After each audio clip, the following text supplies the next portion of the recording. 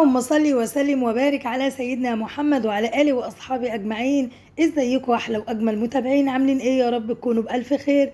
النهاردة بقى إن شاء الله هنعمل وصفة سهلة جدا وسريعة جدا وتنفع في أي وقت وفي أي حتة. يعني عايزة أقول لكم أنا عاملة الفيديو ده الساعة 1:12 بالليل، يعني من بين الساعة 1 كده وما بين 12 بالليل. ولادي بقى إيه كانوا صابحين أجازة من المدارس، فاحنا جعانين يا ماما عايزين نتعشى. طب تتعشوا ايه يا ولاد؟ عايزين نتعشى سجق. طب اجيب لهم منين بقى؟ بالله عليكم بقى اجيب لهم منين سجق الساعه 12 بالليل والناس كلها قفلت؟ قمت عملت ايه؟ جبت كده عندي، لقيت كده في التلاجة فضلة خيركم قرنين كده فلفل رومي من الاحمر اللي احنا بنقطعه ده. تمام، قطعناه كده وهنضربه في الكبه. تمام، خليكم بس معايا وانا هقول لكم احنا هنعمل ايه. عشاء سريع جدا، جوع اخر الليل، جوع نص الليل. يعني عايزه اقول لكم الوصفه دي بقى تنفع غدا عشاء، زي حالتنا كده بالليل بقى. وولادي بقى زنانين بقى، عايزين يا ماما نتعشى سجق، يهديكوا يرضيكوا اللي موجود هنعمله. لا هم عايزين سجق. قمت عامله لهم بقى ايه؟ احلى واجمل سجق شرقي كده على طول على السريع. جبت كده قرنين الفلفل الحمر دول اللي هو الرومي اللي احنا بنجيبه ده، وضربتهم في الكبه وقمت مصفياهم كويس جدا زي ما انتم شايفين كده. تمام، اهم حاجه تعصريه وتصفيه من الميه كويس جدا. كان عندي برده كده ايه اقل من نص كيلو لحمه في التلاجة، لحمه مفرومه. طبعا اللحمه دي بقى اي، بصي اللحمه اللي موجوده عندك، لحمه بلدي، برازيلي، سوداني، بصي اي لحمه استعمليها. انا اللي كان عندي اللهم لك الحمد لحمه بلدي يعني، وفيها نسبه دهون شويه. خلاص، حطينا بقى اللحمه، حطينا عليها الفلفل اللي احنا ضربناه وصفيناه. حطيت بقى معلقتين من هريسه الشطه عشان عايزه السجق يبقى سبايسي شويه. خلاص كده، وحطينا ايه كمان؟ هنحط دلوقتي هنا في الكبه حوالي كده 100 جرام من الدهنه.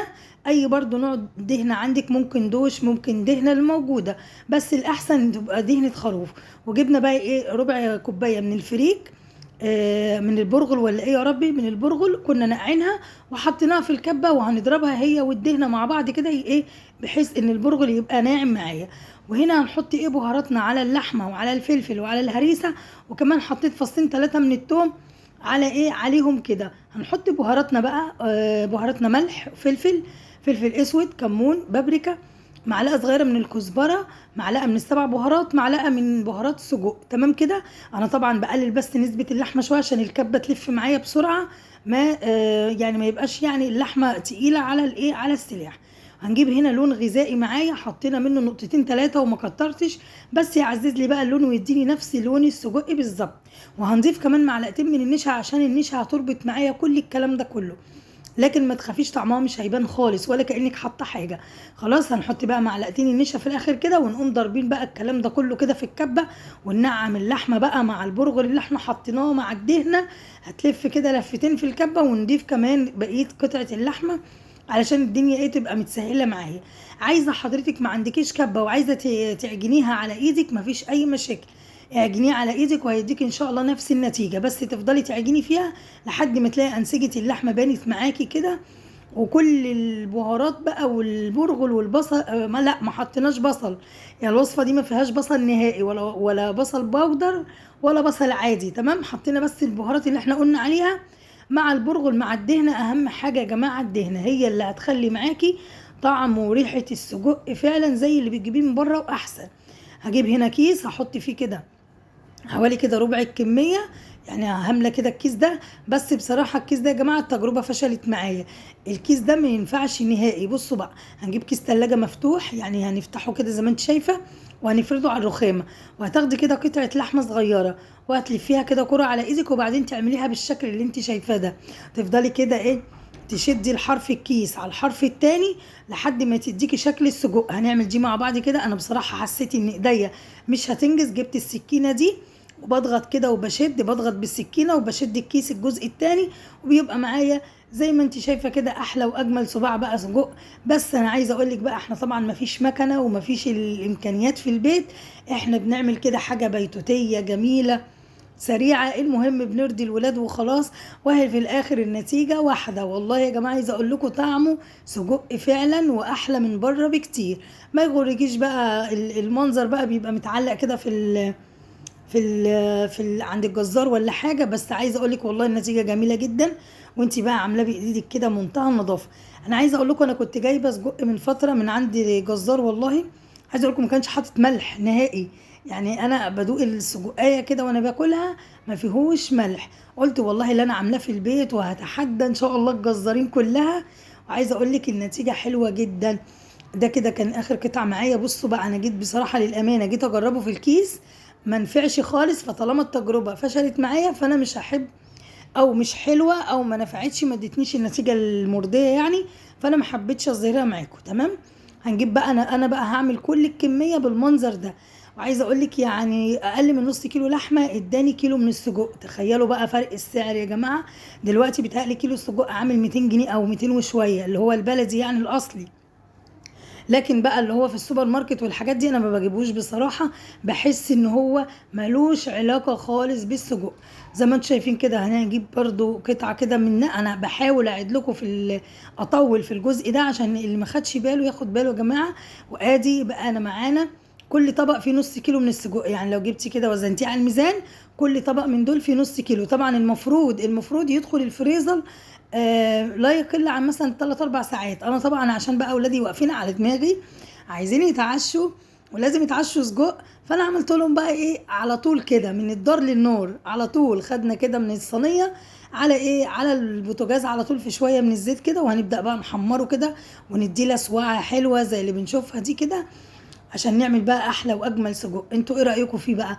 بامانه والله عايزه اقول لكم طعمه جميل وريحته كانت قلبه الدنيا. زي ما انتم شايفين كده مجرد بس كده ما يلون معايا هقوم قلباه. طبعا بقى الكاميرا على فكره مغمقه اللون شويه لكن هو ولادي بيحبوه متلسوع كده شويه. يعني اللسوعه دي بتديه كده طعم حلو. كلنا عارفين طبعا نسبه الدهون اللي فيه هتخليه كش معاكي. فلو كش معاكي ما تقلقيش. ولو عايزه تكبري يعني الصباع اكبر من كده مفيش اي مشاكل خالص. لكن انا حبيت كده يعني يبقى الصباع معايا وسط كده ولا هو طويل كده. ويعني عشان ما ينشفش معايا. في نفس الوقت ايه انا ساعات بجيبه من بره كده بيبقى مليان شويه فبيبقى جميل جدا. بصوا بقى عملنا اول طاسه. هنعمل كمان طاسه. وبيني وبينكم انا ما بحبش ازنق قوي علشان خاطر ياخد راحته وما يبقاش كله مزنق.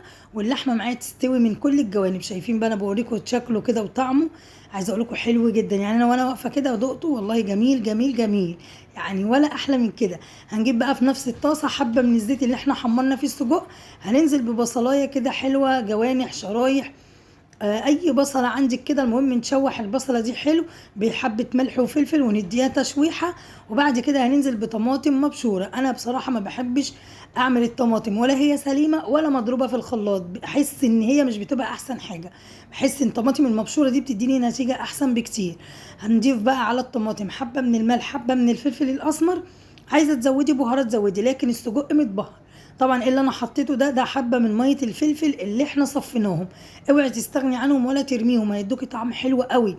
ودول كمان كده فلفل الوان. عايزه اقول لك مفيش احلى من الطاسه دي كده عشاء فطار غدا تحفه يا جماعه.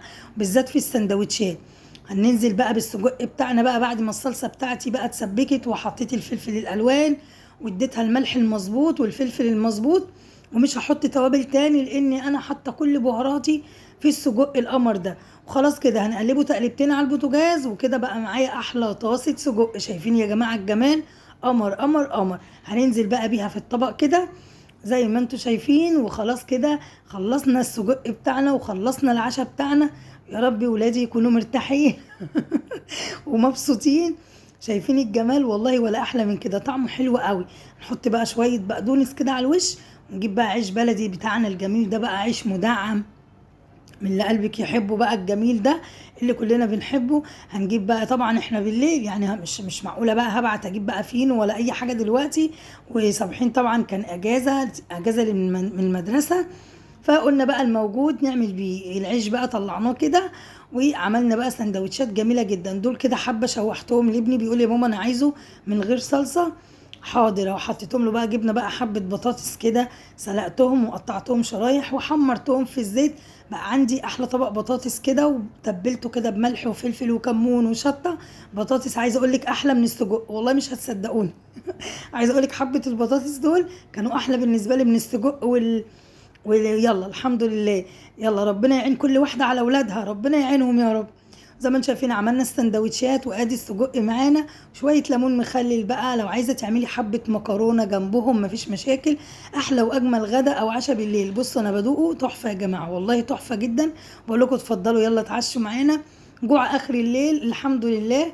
يا رب النهارده ان شاء الله يكون الفيديو عجبكم، استفدتوا منه، يكون فيديو جميل.